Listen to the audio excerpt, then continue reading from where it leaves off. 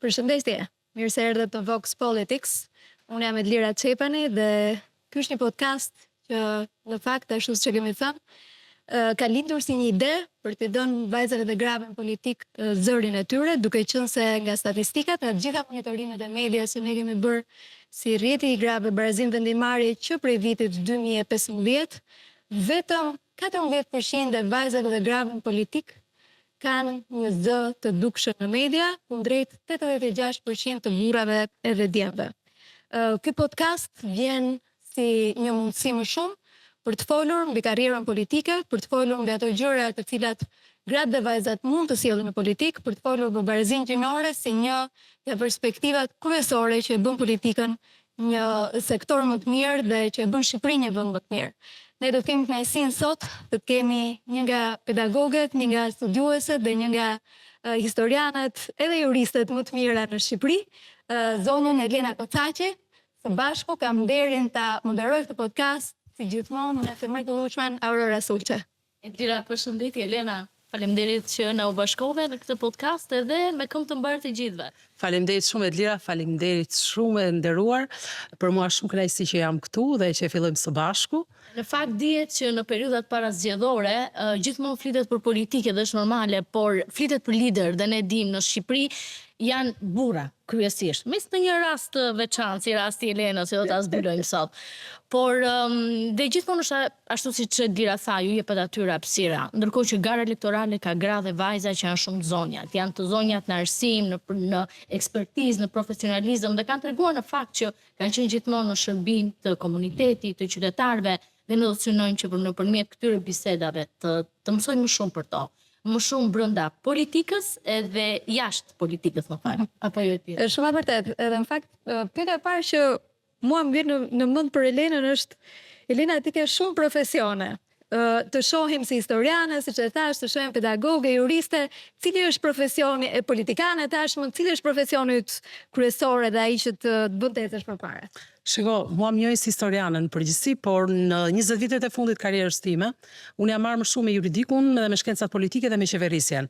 Për arsye se puna ime primare është ajo e profesorës universitetit dhe në universitet unë jam në një departament të shkencave politike dhe juridike dhe pikërisht në departamentin e qeverisjes, që është departamenti i parë i hapur në një universitet publik dhe që unë kam qenë themeluese e atij departamenti. Kështu që i kam shumë të shtrenjtë, kam mbaruar histori juridik, shkencë politike, kam shumë të vështirë t'i ndaj. Historinë e kam bërë se nuk e bën njëri se shumë e vështirë, dhe Shqipëria ka pasur nevojë. Ndërsa juridikun është unë ushtroj avokatin dhe e dashuroj prapë, se është vërtet një profesion i bukur, por edhe ne unë përfshihem emocionalisht, pra është pak stresues në hallet që kanë njerëzit, dhe ajo që mendoj se duke parë gjithë këtë është tani, edhe duke pasur dhe eksperiencën në fushën e qeverisjes nga ana akademike, por dhe nga ana e përgatitjes, mendoj pse mos japim dhe një kontribut për shtetin shqiptar. Në fakt është pyetja që vjen natyrshëm. Pse angazhimi në politik? Çfarë do dohet bëjë ndryshe? Çfarë synon ta rish nëpërmjet Më aktivitetit? dash 10 vjet i mbush mendjes që të angazhohem politik, sepse duke parë situatën që ndodhet Shqipëria politike, kur kemi vetëm monopole politike, kemi një treg politik i cili juridikisht dhe politikisht është monopol, jo vetëm monopol partish, por është monopol liderësh më tepër. Pra të cilët nuk lejojnë asnjë lloj konkurrence politike, dhe kjo e ka monopolizuar dhe privatizuar skenën politike, tregun politik, por pushtetin gjithashtu dhe më e rënda është shtetin. Dhe duke parë në këto këndvështrime dhe gjithë këto keqeverisje të gjithë 35 viteve, atëherë të shtyn diçka që në moment që rritesh, piqesh, thua, okay, dhe unë kam këtë dashurim për vendin tim, e kam pas gjithmonë, kam dhënë kontribut këtu, pse mos japim dhe kontribut këtu, që me eksperiencën tonë jetësore të bëjmë diçka të mirë për vendin tonë. Çfarë do thinin? Unë jam tip meritokratik, dhe që do thotë që e shikoj qeverisjen si profesion. Pra qeverisja nuk duhet të jetë, pavarësisht se ne themi demokraci, as në antikitet qeverisja nuk bëhej nga njerëz të papërgjegjshëm dhe njerëz që nuk kishin taft. Sepse dhe në Greqinë e lashtë, ty ti pe e drejta për të ushtrojnë profesion, por ti kishe një periudhë kohë prove, që nëse ti nuk e ushtroje mirë atë profesionin në shërbimin publik, ti pushoshe. Ndërsa në Shqipëri nuk ka as kontroll prove para prak as pas prak në politik, sepse ti nuk ke kontroll as a prior apo as a posterior. Pra në politikën e kanë marrë se çdo kush mund të hyjë, por politika është një përgjegjësi kombëtare shumë e madhe dhe publike, dhe pse ti nuk hyn për shembull në një punë në një sektor privat, pa CV, pa shkollë, pa konkurrencë, por këtu në politik ti pas ke të drejtë të hyke, pa CV, pa shkollë, pa konkurrencë, dhe qeverisësh makro, sepse tek ajo privati ti qeveris mikro, pra do të qeverisi biznes, ndërsa tek është ti qeveris gjithë popullin. Atëherë, më kupton? Kështu që në këtë prizëm unë jap meritën, pra preferoj meritën në politikë. Si hyet sot në politikë? Tek nuk hyj për çdo. Po hyet nëpërmjet servilizmit më tepër, sesa hyet nëpërmjet meritës. Dhe ky është problemi, sepse partitë politike nuk kanë kërkuar njerëz meritokrat ti përdorin për shtetin, ose ti përdorin për vete, po njëri meritokrat nuk të vihet në përdorimin personal, ai të vihet në përdorim publik. Më kupton? Pra nuk i kemi lënë dinjitetin njerëzve që e meritojnë, po përkundrazi, duke qenë se njerëz që e meritojnë dhe kanë dinjitet, nuk priren që të jenë servila, sepse ata janë të realizuar të jeta atyre, ata mbetin brapa shoqërisë shqiptare. Ndërsa njerëzit që priren të bëjnë kompromise, të jenë servila të liderëve politik, ata esin shumë përpara. Është vërtet? Dhe vetë sistemi politik ka ngritur sistemin e servilizmit të kryetarit të partisë, sepse listat i bëjnë kryetarët e partive dhe ata duhet të mbajnë mirë marrëdhënien me kryetarin dhe të jenë disiplinë të ekur të atij, me qëllim që të kenë vendin në listë, sepse në fund listën e firmos një kryetar, ndërsa ne jemi krejt ndryshe, ne jemi të hapur për shoqërinë civile, për njerëz të mendshëm, për të zgjuarit, për gjithë, madje kontaktojmë vetë dhe nuk ka asnjë lloj siç kanë pas partitë e tjera që të fusë 7 miq, 7 shok dhe financime nga gjitha anët me qëllim që të zgjidhë një pozicion të caktuar. Ne jo, ne jemi të hapur. Asnjë nuk do të ketë vetë të merita. Ta meritosh ti jesh aty në krye të listës dhe nuk kemi absolutisht asnjë problem. Ne duam të shërbesh Shqipërisë, jo interesave personale. Elena, në Shqipëri aktualisht kemi diku te 135 parti politike, diçka e tillë. Ju jeni sot kryetare e partisë më të re në Shqipëri. Po. Pse vendoset hapnit një parti të re dhe nuk vendoset të angazhoheshit në partitë aktuale, në lëvizjet e reja, po të gjitha ato në 134. Sepse meshkujt e atyre partive nuk lënë vend për të realizuar vetveten një femër e cila kërkon të japi më të mirën e jetës së saj në politik. Ata të duan brenda strukturave të tyre për të shfrytzuar për votë, për njohuri dhe për gjithçka tjetër, dhe për mos të dhënë ato që ti realisht, ata hapësirë që ti meriton dhe ata hapësirë që ti mund t'i japësh, se unë dakord jam, unë jap më shumë në momentin që nuk kam kufi, pra nuk kam barriera të tilla, unë nuk e konceptoj dot se duhet ta maj mirë me kryetarin e partisë, madje këtë frymë ka futur edhe tek partia që ne kemi krijuar. Pra jemi që jemi të barabartë në prizmin e asaj që mos të ndihen siç janë te partitë e tjera. Pra secili jep kontributin e vet në bazë meritave të ketë vendin. Pra, duhet ta kesh mirë me ty që... Jo, nuk ka fare, jo, absolutisht jo. Pse? Sepse kjo është e gabuar. Ka disa marrëdhënie që krijohen midis njerëzve, mirë kuptimi, por unë mendoj se secili nga ne duhet të vlerësohet sipas meritës. Që do thotë, edhe ai që vjen brenda një partie duhet ta kuptojë që përballë për shembull një profesori që ka një karrierë të caktuar, që është super i kualifikuar, nuk mund të pretendojë që të marrë vendin e parë në një listë përballë një personi shumë të kualifikuar dhe ai vetë që futet. Më kupton? Pse? Sepse Shqipëria, kontributi që ka personi është i jashtëzakonshëm. Duhet kuptojmë arsimi është dhimbje për individin, nuk është lehtë të jesh i arsimuar, i kualifikuar, është sakrificë nga jeta. Dhe në momentin që ai person e ka bërë dhe ti e ke gati, ti thua faleminderit që ai po vjen për të kontribuar për Shqipërinë. Sepse të tjerët çfarë bëjnë? Shohin jetën e tyre private, shohin biznesin e tyre privat dhe ai nuk vjen për të vjedhur Shqipërinë siç vijnë këto, ai vjen për të kontribuar dhe ti kur ai të vjen, ti thua faleminderit disa herë dhe duhet ta respektosh dhe ta vesh atje ku ai meriton. Në fakt, te pjesa politike është ajo që ne shohim është në përgjithësi kemi kryetarokraci. Po. Një njeri, një parti, zakonisht, a do jetë partia juaj e tillë? Çfarë do ketë ndryshe nga Jo, absolutisht jo. Ne më shumë kryetari është sepse është vetë sistemi që lidhet nga ana ligjore, që kryetari ka përgjegjësi për partinë etj etj. Dhe mbadhet ca përgjegjësi penale, janë, domethënë, e ka bërë vetë sistemi të tillë. Dhe sistemi që bën këto me listat mbytura e ka forcuar këtë. Unë kam qenë për sistemin me listat hapura. Nëse unë do kisha për shumë idenë e kësaj për të kontrolluar të tjerët, dhe unë do isha dakord me Sali Berishën dhe Edi Ramën. Nuk jam fare dakord. Pse?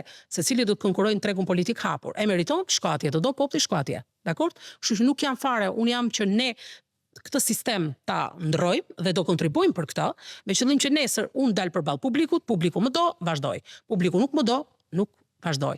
Dhe te ky organizim ne jemi munduar, kemi përfshirë pothuajse njerëzit sipas të gjithë kategorive të arsimit, se nuk përjashtojmë ne se dikush është me shkollë të mesme apo tjerë, sepse sepse edhe ai ka kontributin e vet, sa ai mund ta ketë kontributin në fushën e biznesit për shembull. Ai mund ta ketë kontributin në ka bërë për Shqipërinë vepra të cilat nuk i ka bërë dhe njëri që ka bërë shumë shkollë. Pra, secilin në ato të vetën e i kemi dhënë meritat e veta. Më kupton? Pra jemi të hapur dhe secili jep edhe mendimin e vet edhe në program që kemi bërë. Programin, vërtet si profesor i qeverisë se shumë fund, për të bërë ato citimet si nga ana akademike se ne jemi strikt për të dhënë atë datat që marrim, por ama të gjithë kanë dhënë mendimin e tyre. Elena, më goditi diçka që po thoshe në përzgjedhjen e elementëve apo atyre cilët ti do t'i kesh pjesë të grupit tënd në filozofinë që doni të përçonin politik, që janë të arsimuar dhe nuk kanë arsye të vjedhjen. Ajo që kemi parë të paktën në gati 3 dekada në Shqipëri është që vjedhja apo është përdorimi i paras publike është në sistem. Nuk është një individ. Do të kemi parë edhe njerëz të arsimuar. Po, jam shumë dakord, sepse nuk e thash tekstualisht ashtu. Dhe për ta kuptuar, ku i ke garancit që këta njerëzit vinë të tillë të pastër me ideale, me dëshira, sepse ne kena marrë e para njerëzit që do të jenë listë janë njerëz të realizuar me jetën e tyre. Për shembull, nëse ne marrim një mjeke e cila për shembull ka një biznes të vetin, fushën e mjekësisë për shembull, dhe neve duam ta angazhojmë politik, ajo ka 20 vjet në atë fushë, ajo nuk vuan për të bërë para. Ajo vuan për të dhënë një kontribut ose një emër të caktuar në politikën shqiptare. Faktikisht kena pas fatin që po thjesht pjesa më e madhe atyre që janë edhe element kryesor të partisë janë të tillë që o janë nga një botë e biznesit, ose janë avokat, ose janë mjek, ose janë ekonomist, pra janë njerëz që janë e ke shumë të vështirë ti të marrësh sot nga administrata publike ti bjesh aty. Ato nuk të bëjnë dot like Facebook.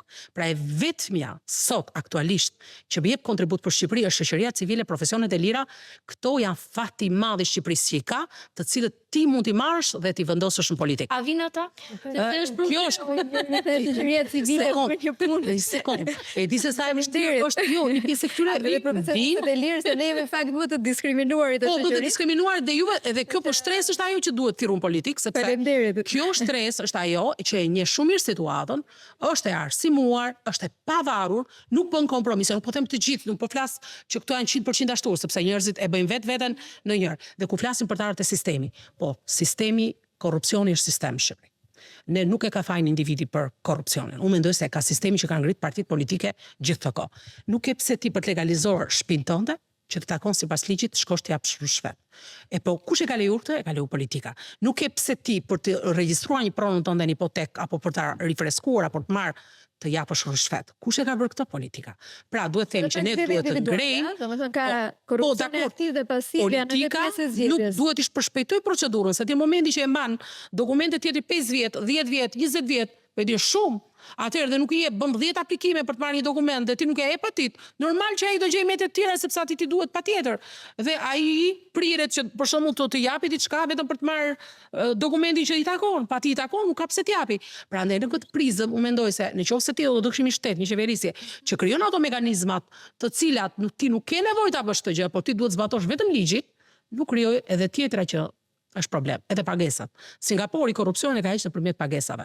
Mos shikoni idet populiste disa politikanëve edhe të vjetër e të rinj që thon do të ulim rrogat e deputetëve, të ministrave. Unë mendoj që ministri deputeti duhet ta meritoj ku është atje, po për mua edhe t'ia ngren rrogën më lart, nëse ai qeveris mirë vendin, sepse Singapori kështu e ka ngritur ekonominë dhe ka ul korrupsionin. Ai nuk të merr ministër dhe deputet ty nëse ti nuk e meriton. Por nëse ti e meriton dhe shkon atje lë punën tënde dhe shkon i shërben shtetit, ata njerëzit më të paguar sot botë. Ka korrupsion jo. Si Singapori me $130,000 GDP-ja bruto për frym. Më e larta në botë. Atëherë, tani këtu dhe atëherë do tregon se ne nuk kemi ngritur mekanizma të tillë vlerësimi merite që të zhdukim të ngrejmë sistemin. Pra ne jemi pa sistem. Elena, thej që pozicionon kryesisht njerëzit e biznesit apo profesionistët e lirë të cilët janë deri diku të realizuar. Sepse më thej që është vështirë në administratën publike dhe të bëjnë like, domethënë po të citojnë në vetë të parë. Publike për hir të vërtetës është terrorizuar nga politika. Dhe që unë me që për këtë rast dua t'i them administratës publike që me frymën që kemi ne politike, asnjë prej tyre qofti PD-s e PS-s dhe kujdo partie nuk do të lëvizi nga puna, asnjëri. Pse duhet Të të votojnë për këtë angazhohet? duan. Pse duhet të angazhohet? Një njeri i cili ka biznesin e vet, punët e veta, le të themi ka vendosur ekuilibrat e vet edhe me administratën, duke marrë mirë qenë këtë që ti thej që nuk bëhet as like, se duhet riskoj dhe të vi. Tek ty apo tek kushdo tjetër në cilin ai mund ta aspirojë. Sepse njerëzit kanë dhe ideale në jetë. Jo të gjithë njerëzit janë kaq materialistë dhe kaq nëse ti nuk realizon dot veten tënde dhe emrin tënd dhe nuk jep kontribut, pra dhe nuk e ke atë idenë e kurajos së rebelimit brendshëm kundrejt padrejtësisë. Këto njerëz janë të zgjedhur, pak njerëz janë të tillë.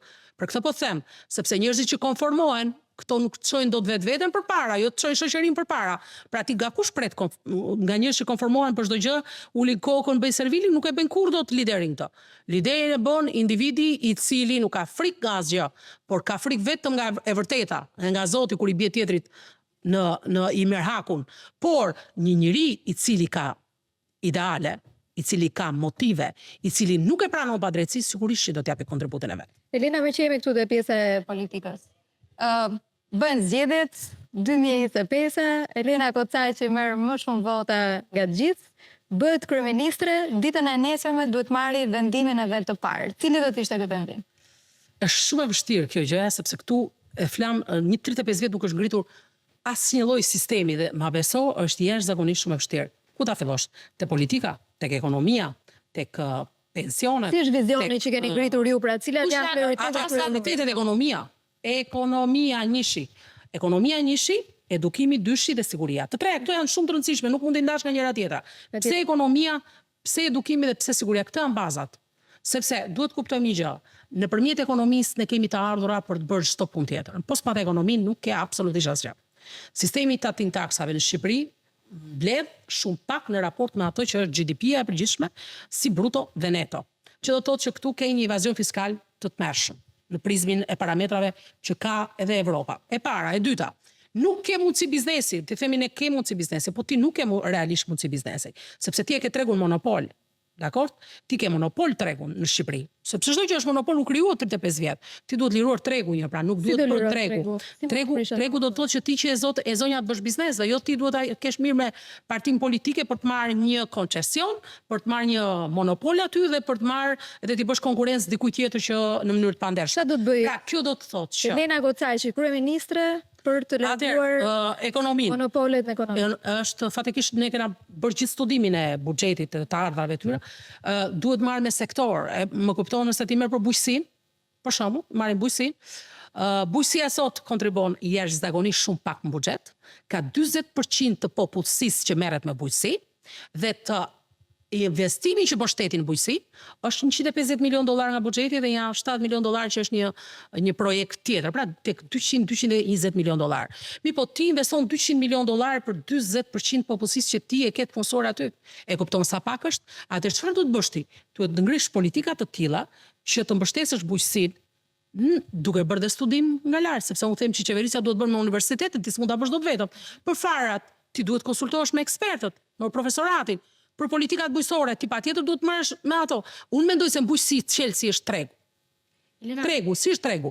Duhet plotësojmë tregun e brendshëm me bujqësi dhe të eksportojmë. Por nuk bëhet kjo pa një studim makroekonomik. Dhe ne makroekonomistët në fakt e kemi shumë të rrallë me gishtat e dorës. Elena, jo, mua më pëlqen. Jo, dhe mua më pëlqen se do me ju, nuk është si me gazetarët e tjerë, ju jeni specialistë dhe i dini këto gjëra. Në fakt, bujqësia është vërtet një çelës dhe është mirë që kushdo që do të vi nesër në pushtet pas zgjedhjeve ta kuptoj që duket jo vetëm për atë 40 apo 35% popullsisë që është, jo vetëm për atë 16% që jep në prodhimin e brendshëm bruto, por mbi të gjitha, përveç se është ushqimi, është le të themi shtysa që ty do ndihmoj sektor të tjerë si e turizmit. Mos na ndodh ajo që na ndodhet lira. Që vjen turist dhe ne themi kemi 11 milion turist dhe ushqimin e Serbisë dhe Maqedonisë. Sepse në nivel makro ato euro kilogramish kishin hyrë 7 milion euro më shumë import mishi, sepse ne kemi bakti. Dhe të ndodh ajo që eurot që ata turistë huaj ty t'i lënë në Shqipëri, Dhe e dini se sa ishte marzhi për turizmin me qëra fjala, Italia minimumi dhe me gjithë Greqinë kishin 2.5 miliard taksat mbledhura për 10 milion turistë. Shqipëria deklaron 10 milion turistë dhe nuk deklaron as 5 milion euro fitim nga turizmi. Elena, kam një pyetje konkrete, sepse gjithmonë më shqetëson raporti që një pjesë e politikës kanë me biznesin e madh.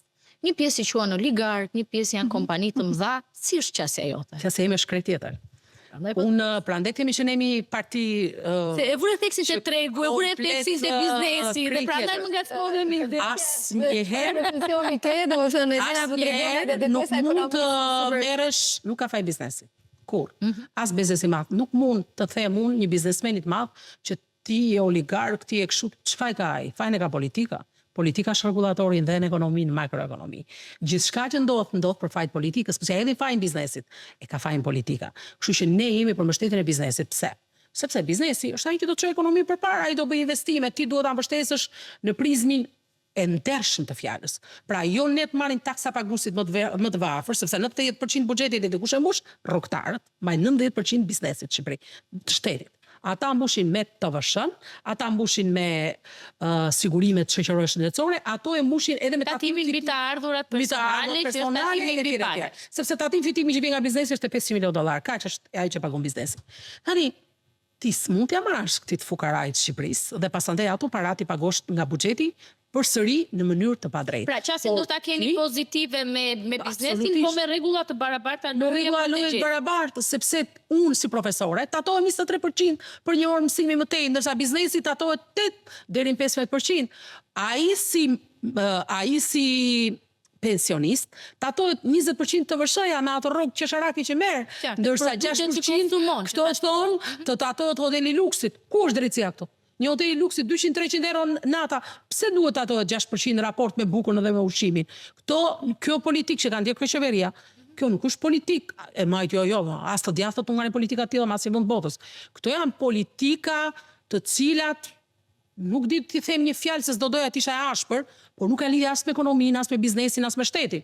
Ky është i favorizim tepër i hapur i pak njerëzve dhe një disfavorizim i gjithë shoqërisë. Elena, me qenë dhe pjesa e kontributit në ekonomi, në fakt e dim që diaspora shqiptare është sjell një nga kontributet më të mëdha në ekonominë shqiptare. Dim, ju kemi ndjekur gjatë karrierës tuaj, ju keni lidhje shumë forta me diasporën, edhe në vitin 2025 ne kemi një risi shumë të madhe që për herë të parë në Shqipëri, si një arritje e kërkesës së shoqërisë, së shumë grupimeve bashkë, neve këtë vit do të kemi edhe voton e diasporës. Çfarë mendoni se duhet bërë më shumë për diasporën? E para, jeni dakord me votën e diasporës? Jam e sigurt që po jam dakord. Po çfarë mendoni se duhet bëhet më shumë për diasporën shqiptare që nuk është bërë deri më sot për ta mbajtur edhe më të lidhur me vendin? Shiko, diaspora shqiptare e para njëherë u mendoj se duhet ketë politika të kthimit të rinisë që ka ikur. Dhe politikat e kthimit të rinisë janë që ti nuk duhet kesh një rrogë minimale më 400.000 lek, siç e kanë këto, ose 400 euro. Ne mendojmë që 400 euro duhet jetë pensioni minimal në qytet. Do thuash si pavarësisht se pensionet zën sot buxheti 5.8 miliard, 2.5 miliard. Kuptoni çfarë raporti ka buxheti me pensionet. I frikshëm. Por si do ta themi, sepse prandaj bëhet studimi i buxhetit në nivel makro. Pra, doja të thoja tek kjo, që ti nuk e thre dot këtu, diasporën, që të punoj, momenti që ti ke vendosur çmimet i ke si Zvicra dhe rrogën minimale ke si Afrika. Dakord? Dhe duhet kategorizimi i punës. Nuk mund biznesi të pagoj një super ekonomist, super financiar, apo një jurist me rrogë minimale. Kjo është qesharake. Është qesharake, se ti e siguron atë me rrogë minimale. Pra duhet kategorizuar puna dhe rroga minimale nuk duhet të jetë në këto nivele, sepse ti duhet bësh një studim tregur, si ka raportet. Sa i kemi banesat neve? Sa janë çmimet sa është nafta? Sa janë çmimet e ushqimeve? Bëhet çik raporti, nuk të del fare as sekundi. Atë si do jetoj ai me 400.000 lekë? Po ai pensionisti me 200.000 lekë, si do jetoj? Po flasim me të vjetra gjithmonë, po me 200 euro dhe me 400 euro. Pra ti duhet e para e lira të shikosh pagesat në lidhje me sektorin privat, domos se sektori publik ka rroga fikse, por i ka dhe më të mira. I ka edhe 73% më lart se biznesi. Ka një kategori diasporës, të cilët tashmë janë integruar në vendet ku jetojnë, kanë krijuar familje, nuk do. Atëherë te kjo kategori ne duhet të shikojmë dy gjëra, pra për të ardhur te kjo. Pra, për të kthyer rinin ti duhet të shikosh rrogat, hapësh mundësi financimi, mbështetje dhe të zonat lira që ai kushdo mund të investojë atje pa taksa 10 vjet. Pra kjo zona në atë vend kush është populluar, lëret lirti, mos i merr fare asgjë. Ai le të cillit të investojë atje dhe e di vet, pra me studimin e tregut. Pra ti do t'i japësh mundësi atit si shtet që ai të kthehet dhe të bëj 10 vjet pa taksa tatime një investim. Ndërsa për ata që nuk duhet kthehen se kanë lind fëmijët atje dhe arrit fëmijët, shteti duhet marrë masa në 2 drejtime. E para punës duhet të gjithmonë të sigurojë lidhjen me komunitetin, pra të ketë të regjistruar adresa, telefonin, ku e ka, si e ka. Patjetër, kjo duhet jetë database-u kam kërkuar gjithmonë regjistrimin e diasporës. Këtu fillon gjithçka. Ti s'di sa diasporë ke në Amerikë, ti s'di sa ke në Gjermani, ti s'di sa ke në Zvicër, pra duhet regjistruar popullsinë njerëz si e ke atje ku e ke, e para, dhe me një database, dhe e dyta ti duhet marrësh politika që ai të ruaj gjuhën. Qua shpirti komit, humbi gjua, humbi populli, pra u asimilua. Pra mos lejojmë të dhe mos të mos asimilohet, pra këto dyshin politika. Ne synojmë krijimin e një ministrie e diasporës, posaçme për këtë. Pra shkosat ka gjysmë popullit jashtë, duhet patjetër. Ka qenë, po ne duhet ta bëjmë efikase, ashtu siç është realisht. Ministri i Shtetit, nuk ka qenë. Po ne duhet ta bëjmë reale, sepse duke qenë se populli shumica jashtë nga këto të rinj. E lidhur me investimet, e lidhur edhe me të gjitha këto investime që do të bëhen jashtë për të hapur shkollat, gjuhë shqipe etj. Po, dhe me marrëveshje ndërmjet shteteve. Për shembull Suedia e bën vet. Suedia të lutet, hajde mëso shqip thot, po ta kam paguar unë mësuesin. Atëherë ti si shtet, pse nuk i interesohesh me komunitetin atje që ai po të paguon parat që të mësoj shqip fëmia? Elena, programin tuaj në një fokus veçantë për kategoritë caktuara emigrantësh, sepse ajo që ndodh është që diskutohet diaspora dhe emigracioni në tërësi, por fakti është që në 30 vitet e fundit ne kemi pasur disa valë emigrimi dhe kjo bën që karakteristikat e emigracionit të jenë të ndryshme. Që do të thotë? Emigrantët që kanë ikur pas viteve 90, tani janë diku tek 60 vjeç thuajse. Ata janë të integruar, një pjesë kanë bizneset të tyre. Dhe një pjesë ka 60 vjeç do të thënë. Dhe duhet eksakt pra. Dhe në këtë moment kjo është pjesa që ata mund të vinë për atë dashuri edhe për patriotizëm, por kanë atjetër kanë ekspertizën, kanë kapitalin, kanë networkun, që është shumë i rëndësishëm. Kemi emigracionin i cili ka ikur në 10 vitet apo 15 vitet e fundit. Këta janë edhe ekonomik, pra janë të rinj që ikin sepse kanë paga më të mira në Gjermani, ata që studiojnë gjermanisht kur bëjnë infermieri, kjo kategori, por ke dhe shtresën e mesme, ke një pjesë të profesionistëve, të cilët nuk janë larguar për çështje parash, kanë pas biznesin e tyre, kanë pas të ardhurat mjaftueshme, por kanë pas 2 fëmijë të vegjël dhe kanë thënë ku të arsimojnë në Shqipëri, problemi sistemi shëndetësor është problem, po ik janë ndej. Pra, mënyra se si trajtohen këto kategori të ndryshme, a e keni parë në qasjen tuaj kështu, sepse dhe mekanizmat janë të ndryshëm. Unë e kuptoj shumë mirë, sepse politika tani është bërë shumë e dashur me diasporën, së mos kohët e fundit, mbetën duke i mbledhur, duke u premtuar, më shumë po bëhet fushat diasporës apo bëhet këtu brenda. Dhe kjo është një hipokrizi kolektive. Se ndodh kjo, Gjir? Kjo është një hipokrizi politike kolektive, që ti e do atë vetëm për votë, ti shkoj atje kur s'ke nevojë, kur s'ke vajtur për votë, pra për dashuri, për mbështetje etj. Sesa tani që janë bërë gjithë politikanët, e ke parasysh janë çuar diasporës kështu.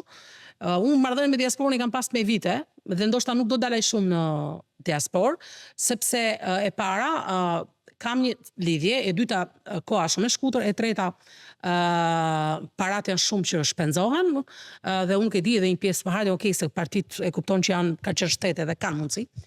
Por dua të them që edhe për ta të pyetja jote.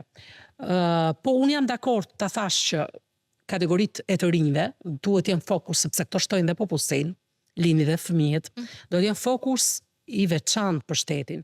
Pra ne kena bërë një projekt të tillë për ndërtimin e shtëpive, që e kena bërë me ekspertët. Ne do të ofrojmë një çifti të ri, një shtëpi, shteti të afroj, me një kredi që do të jetë zero dhe ndërtimi do të jetë me zero. Çdo thot kjo, vetëm inflacioni.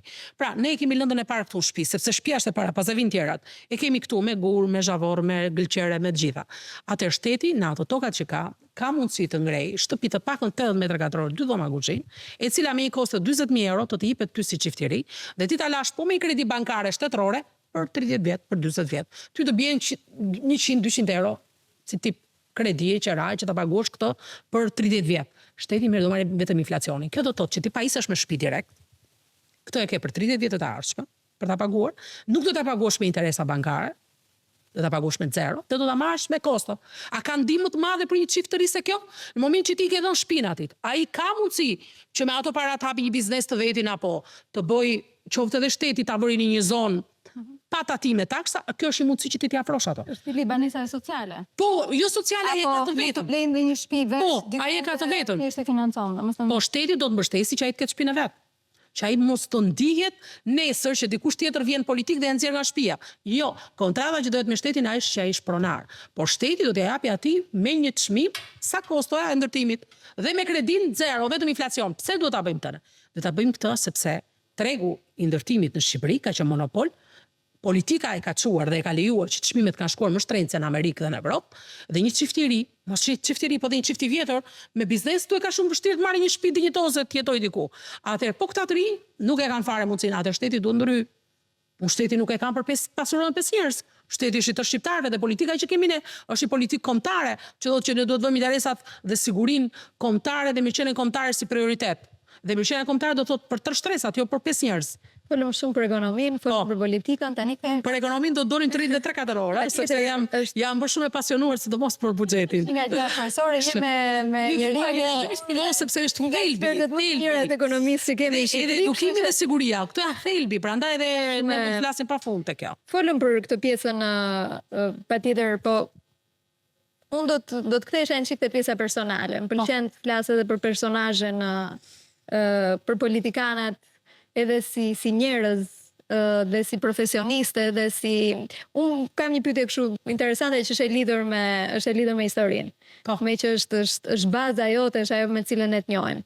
Nëse do ta përshkruani me Elenën përmes një personazh historik shqiptar, një vendbanimi i lirë dhe një traditë shqiptare, cila prej këtyre do të ishte? Pra, nëse do të ishe një personazh historik, cili do të ishe? Atëherë tradita do ta filloj nga fundi, është besa. Për mua është institucioni më i rëndësishëm që duhet të ketë njeriu. Lidhet me karakterin, lidhet me marrëdhëniet që krijon me të tjerët dhe institucioni besës për mua është i shenjtë. Unë nuk të jap fjalën, por në moment që jap fjalën prijem ta mbaj atë dhe nuk kam qejf që tjerët më japin fjalën edhe të mos ma mbajnë atë. Më mirë mos ma jap fjalën fare. Pra, institucioni i besës me një traditë. Po, edhe politikë.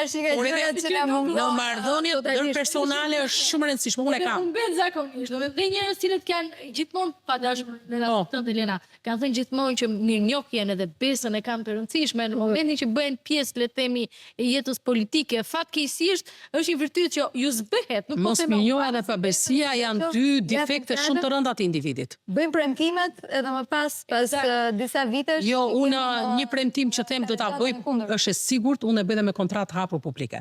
Që nëse unë nuk e bëj atë, unë bëj dorëçi. Pra jam tip i tillë. Monitorojmë në këtë rrugë të ri. Sepse ka një gjë që ndryshoj unë nga politikanët e tjerë. Sepse politikanët e tjerë nuk janë profesionistë. Nëse unë e premtoj diçka, do të thotë që unë kam parë të ardhurat, kam parë taksat, kam parë gjithçka dhe nëse unë e premtoj që do ta bëj, do të thotë se i kam siguruar lekët që do ta bëj atë. Pra nuk e premtoj pa qenë e sigurt që ai politikanë tjetër apo se politikanë janë po kam bërë shkollën e lartë, edhe unë jam profesionist dhe nuk kam testuar veten përpara se të bëhem politikan. Dakor, unë jam profesore qeverisje si shoh çik me strikt. Kemi patur edhe profesionistë në fusha të ndryshme, po ideja është, domethënë, vizioni që ti ke për të realizuar edhe mendoj se politika priret të premtoj mashtrime dhe gënjeshtra në këmbim të votës. Pra, në vend që oferta politike të jetë një ofertë reale me program dhe me ide, në tregun ton politik, oferta është tallje, mashtrime me qytetarin në këmbim të votës. Ne do ndryshojmë këtë. Ne do t'japim ofertë politike dhe ide. Nëse njerëzit na besojnë të japin votën, okay, nëse njerëzit pastaj do të gënjejnë prapë nga mashtruesit që i gënjejnë, pastaj ky është problemi pastaj i shoqërisë, nuk është i yni. Dhe për të ardhur tek vendbanimi i lirë, nëse do të ishte një vendbanim i lirë, atëherë ndoshta nëse do marrim trollin shqiptar, do të ishte për i lirë në përgjithësi. Po Trindi, nëse do ta merrnim në antikitet më lashtë akoma Troja. Pra, nëse do ta merrnim në një epokë më këtej Roma, sepse treja këto janë themelime ilire, pellazge etj etj. Kështu që kam disa. Nëse do vim te individi, duhet të kesh parasysh se unë duke u marrë me histori kam studiuar gjithë figurat e njerëzve. Jam bërë ndoshta kam dhënë ca psikologji politike në universitet për liderët. Dhe tani jam bërë pak edhe ekspert e liderëve në kuptimin se si ato kanë menaxhu veten, emocionet, besimin, fen në raport me publikun dhe çka ka dhënë në publikun. Atëherë do të them vetëm kaq. Unë kur studioj Aleksandrin e Madh të Maqedonisë, sepse historisë tonë është përsëri, unë do t'i adhuroja dhe do ta kisha të timen fistikrinë e tij. Kur ai kapi peng nusën e Darit dhe vajzën e tij, ai jo vetëm që po t'ishe një barbar, do t'i kishte arritur t'i dhunonte ato, pa ai nuk shfaqe as interes të shikonte. Dhe kur vdiq nusja e Darit, i than patjetër tha që derimin që po i bën Aleksandrin varrimin e saj, do thotë që ai e ka futur në krevat. Dhe agjentët i thanë jo, as e ka parë kurrë në sy. Edhe Dari Persis u ul në gjunjë dhe i drejtua Zotit, se unë rënqetem kur kaq burrore. Dhe i thot, prandaj njerëzit duhet di nga historia dhe të mësojnë edhe për veten e vet. O Zot, thot, nëse Fronit Persis i ka ardhur fundi, të lutem, thot, mos hip asnjë mbi Fronin e Darit përveç Aleksandrit Madh Maqedonisë. Aleksandrit Maqedonisë s'ishte bëri mat akoma. Pra imagjino ç'a burrërie, ç'a fistikërie, ç'a virtytesh. Këto janë ato. I kemi humbur sot Shqipërinë? Po pra, i kemi humbur sepse këto edukohen, në dashur edukohen familje, në shkollë, në media, në shoqëri. Qa po edukojnë media nëve? Shifet e një pjesë medjas, për reality show që ka. Qa edukon? Ato janë mënyrë edukimi dhe kopimi nga rinia. Ndërsa imagjinoja, pa ishte fisnikër, ishte familje fisnikësh, ishte rritu me atë ide. Pra dua them që kur unë kopjoj, ose kur unë dua që t'i ngjaj në një personazhi, nuk kam një, kam shumë. Aleksandrin e dua për këtë. Ndërsa një personazh tjetër dua për diçka tjetër. Pra, unë jam një historish personazhës. Gruaje, ndoshta nga antikiteti, do të vlerësoja Kleopatrën, e cila, Kleopatra ishte shumë interesante, sepse ajo, me aftësitë e veta femërore, do të themi në ndonjëherë që, se ka vendosur dhe ka përdorur dhe jo mjete meritokratike, ka përdorur dhe mjete seksuale, por ajo ka arritur të mbajë Fronin e Egjiptit, duke përdorur burrat më të fuqishëm të asaj kohe, Cezarin, Mark Antonin, dhe ajo ishte nëna që bëri fëmijë për Cezarin dhe për Mark Antonin. Dhe ishte e kuptoni ju se qa grua e fuqishme dhe sa e mëndshme dhe sa e zgjuar? Pra pushteti të gruaja, jo të burri. Pushteti, pra imagjinoje ajo ata burrat pushtetshëm, i përdori në funksion të shtetit vet, por edhe tjetës vet, sepse ajo i donte ata. Kështu që dua të them që një femër e zgjuar dhe e di pse është femra në politikë më e mirë se meshkujt. Sepse femra është si nëna për vendin. Dhe ajo në marrëdhënie që krijon me një shtet tjetër, ajo kërkon ta shfrytëzojë gjithmonë ato marrëdhënie, pra me liderët e atij shteti, në funksion të vendit vet. Gjyshe beshkujt se kanë këto prirën që të dobësohen para femrave. Vjen Meloni Italis? Po. Vjen te Rama jon? Po. Rama i përulet, Meloni qa do këte, ta bën Rama. Qa do këte? Është edhe me zëndë. Jo, nuk është diplomatike, më beso. Femra qanë më tepër në politikë t'jashme, sepse meshkujt prirën që të jenë më të dobët në raportet që krijojnë. Mirë, standardi Merkut është standardi fort. Pra, standardi Thatcherit është standardi fort. Pra, këto janë standarde afër meshkujve. Ne duhet në femrat në politikë të jemi edhe meshkuj kur duhet të marrim disa vendime të forta, por edhe femra kur duhet të fusim butësinë, fjalën e mirë dhe dashurinë dhe mëmërsinë në politikë. Ka më shumë sakrifica, do me thënë, një grua në politikë se sa i mashkull. Shumë. Dhe korrupsioni do ta qoni me ka emrin më shumë mashkull. Edhe politikë. Po, është diskriminuese. Sepse nuk kemi pasur lidere femra që të provojmë, se unë pak nga historia njoh vetëm një lider e femër, Teutën. Kush e tradhtoi Teut? Komandanti vet. Çfarë ishte ai? Mashkull. Kush e rrëzoi mbretërinë Ilire? Nuk e rrëzoi ajo, femra që u dishte, e rrëzoi generali i saj. Pra kjo është analiza historike që t'i bën raport edhe në funksion të shtetit. Ke pas ndonjë femër tjetër që ka shit Shqipërinë në funksion, në funksione drejtuese? S'ke pas kurrë. Pra dua të them që atë shembull që ne kemi, tradhtia i ka ardhur nga mashkulli, nuk i ka ardhur nga vetja. Elen, ne si pjesë e këtij podcasti, jemi në patjetër që bëjmë pyetjet, po kemi vendosur që secila prej jush është e ftuar, të lërë edhe një pyetje për të ftuarën e radhës, pa e ditur se cila do të jetë. Cila do të ishte pyetja që ti do t'i bëje një gruaje politikane e cila do të jetë e ulur në vendin tënd në podcastin e radhës?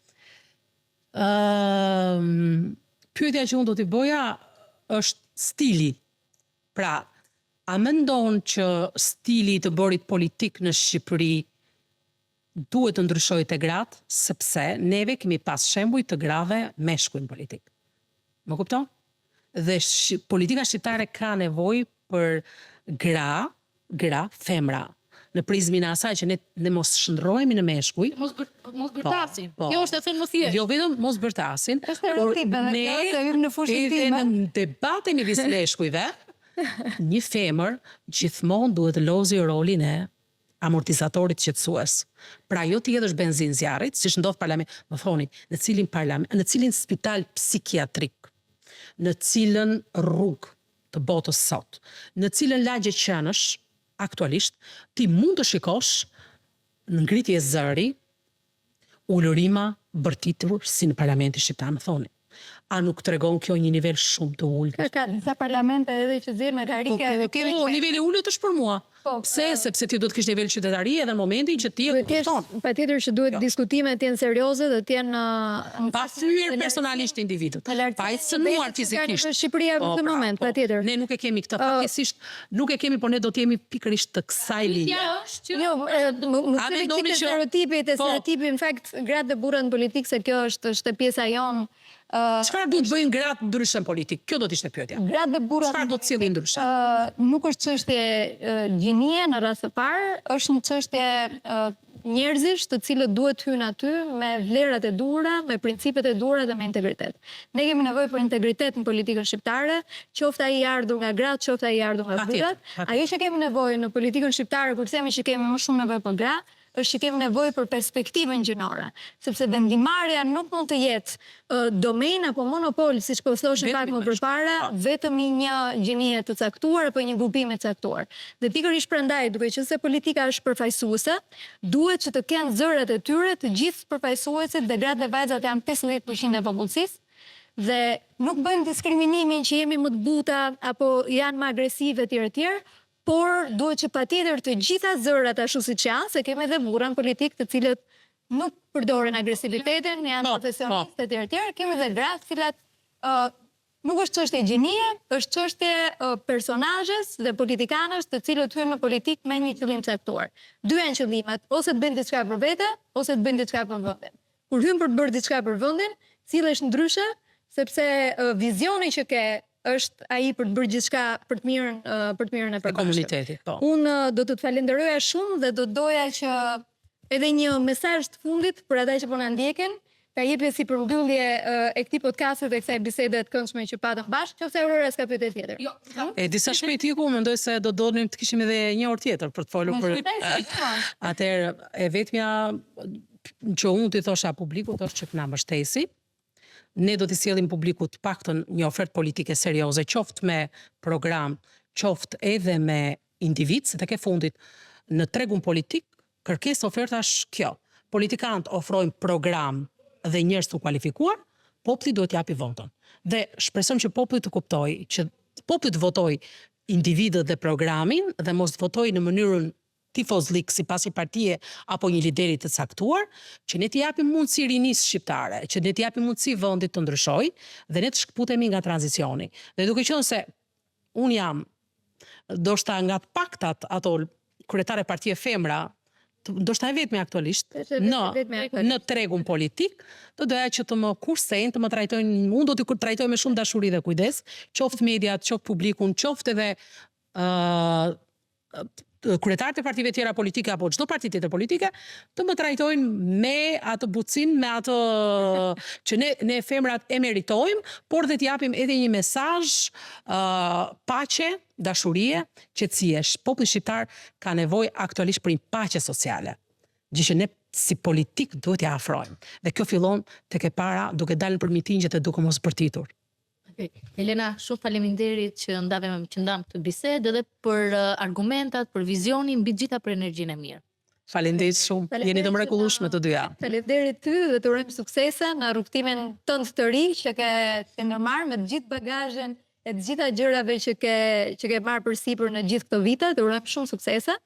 I falenderojmë që ndoqët Vox Politics, një podcast i mundësuar nga Rrjeti Barazim Vendimarrje me mbështetjen e Westminster Foundation for Democracy dhe ambasadës britanike në Tiranë. Ne do të jemi këtu me personazhe të tjerë, me politikanë të tjera, të cilat do të kenë zërin e tyre dhe hapësirën e tyre për të folur mbi vizionin që kanë për Shqipërinë, për politikën, edhe për çka mund të ndryshojmë për ta bërë Shqipërinë një vend më të mirë. Faleminderit gjithëve që jemi në episodin e radhës.